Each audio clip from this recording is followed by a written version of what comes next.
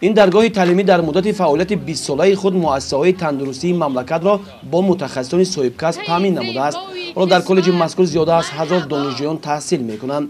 باید گفت که تا این دم خوابگاه این مؤسسه به طلبات زمانه جوابگو نبود. از این خاطر ماموریت تصمیم گرفت که در یک قسم بنای تابع مؤسسه خوابگاه جوابگو به طلبات را برای دانشجویان ساخته به استفاده دهد. این بینای نو امروز 9 صنفخانه برای دانشجویان و خوابگاه برای 50 نفر دانشجویانی که از شهر و ناحیه‌های دوردست می‌بیایند گشوده شد. ما آموزگاران تمام کوشش خود را به خرج داده ایستاده‌ایم که تمام شرایط‌های را برای خوب از بر نمودن ساحه طب برای دانشجویان فراهم آوریم. همه شرایط‌ها فراهم آورده شده است.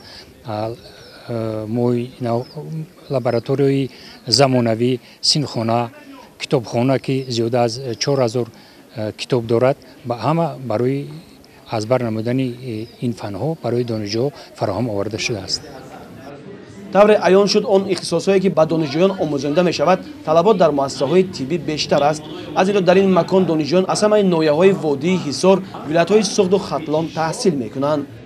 کالج طبی شهر ترکزاده خوابگاه خوب گشوده شده ایستاده است برای ما دانشجویان. من از نام شخصا خودم و از نام دیگر دانشجویان وعده می‌دهم که با بهای خوب و اعلی خوانده در وطن ما صادقانه خدمت خواهیم کرد. ماموریت کالج طبی شهر ترسونزاده همه‌جانبه بهر تیار نمودن متخصصان میانه طب و سالمگردانی جامعه، همچنین بلند برداشتن صفت تعلیم و تربیت شاگردان صاحب معرفت و تندرست با استعداد سعی و کوشش بیشتر نموده یک قطار کارها را به انجام رسانیده است.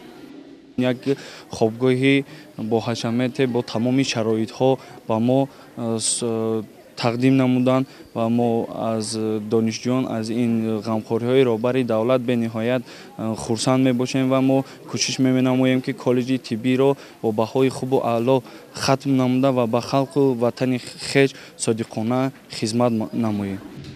ماموریت کالج طبی شهر ترسونزاده در آینده برای بهتر به راه ماندن روند تعلیم و تربیت و موافق طلبات زمان تیار نمودن متخصصان میانه طب، همچنین برای در سطح بلند گذراندن جشنواره‌ها چاره‌های ضروری می‌اندیشد.